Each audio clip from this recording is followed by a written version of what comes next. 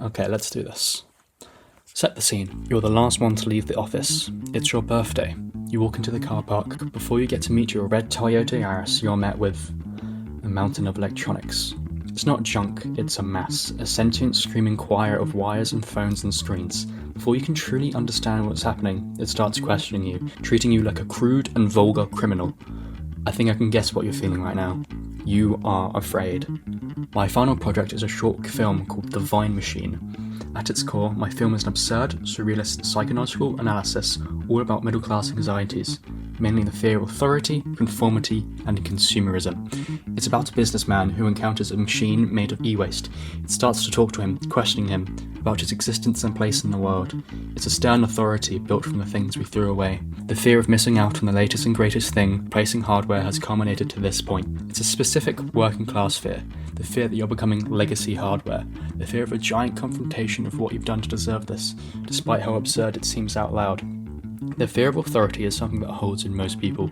The feeling you get going through airport security. Double taking if you packed a bomb, or if your deodorant is actually a brick of cocaine. At the climax, mass opens its mechanical wings, and as the mass ascends, it's not a superhero moment. It shows a damnation for the man, the end of what could have been divine intervention. It's a terms and conditions moment. The man has no exact clue of what he signed up for, or what it even wanted him to do.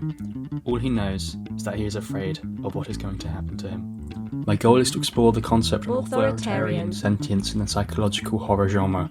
I'm taking the claustrophobic bureaucratic nightmare of Franz Kafka's The Trial, about a man who's been arrested but cannot find out why, mixing up with the religious horrors of H.P. Lovecraft and the industrial landscapes of David Lynch. Think Eraserhead, but with more HDMI cables.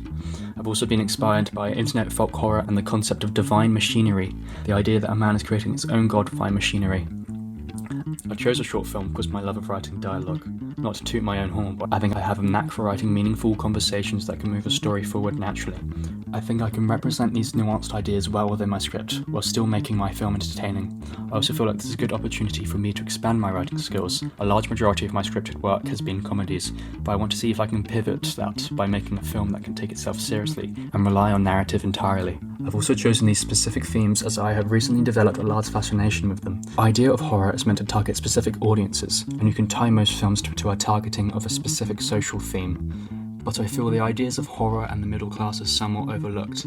A lot of the films about class specifically focus on the upper and elite classes, hyperbolizing their actions with middle or working class main characters who act as stand-in for the viewer. But I feel there aren't a lot that specifically use middle class anxieties to create fear in the viewer. Naturally, I have a few issues about my film, mainly writing a piece in a style I've never worked with before, meaning I then have to stick to its conventions. I also will be needing to create a large prop of electronic mass, and also needing to source an office building and a car park. I also want to get good audio in one of my films, as my previous films have had 2 failed audio kits that have led to iPhone microphones getting involved, which aren't good, trust me. However, I think I can easily overcome these by just sourcing some help and thorough research. By the end of this, I intend to have a film that's atmospheric, visually crushing, and a well-versed insight into my themes, with its ideas and principles dancing around in viewers' heads. I always want to finish a movie that I am overall very proud with, and one that others would consider good, especially the examiners. So, any questions? A lot.